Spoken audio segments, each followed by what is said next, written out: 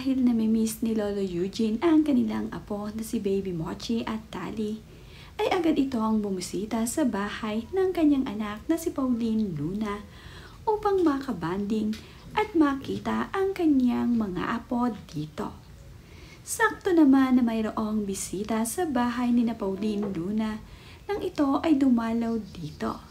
Timing na timing naman nga itong sina Big Soto na mayroong bisita sa bahay, kaya naman nakabanding din ni Mommy ni Pauline Luna ang Soto family.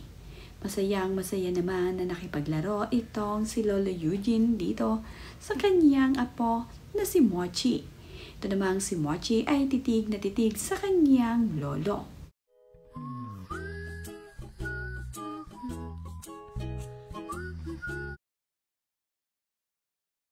Hindi nga lamang itong si Lolo Eugene ang sobrang namimiss itong si Mochi. Pati nga itong si Lola Chat niya ay miss na miss din itong si Mochi baby. Magkayakap pa nga ang maglola habang ito namang si Mochi ay nakaroon ng pacifier sa kanyang bibig.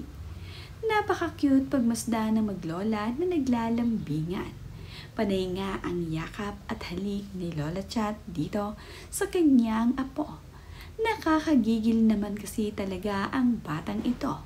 Bukod nga sa napakaganda at napakalusog na bata, ay marunong na nga itong makipag-usap sa kanyang lola.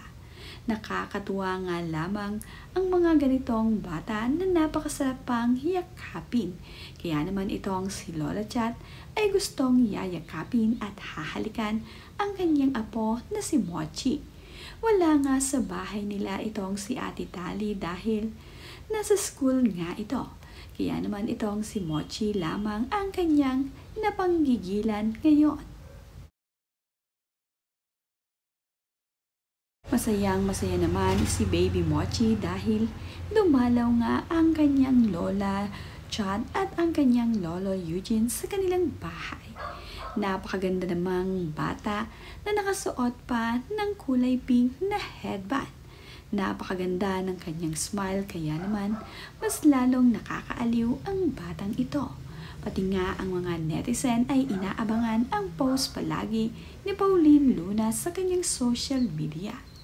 Nakaka-good vibes kasi itong si Baby Mochi. Kaya naman, ang mga netizens ay labis na naaaliw dito sa bunsong anak ni Pauline Luna at Big Soto. Palagi kasing naka-smile ang batang ito.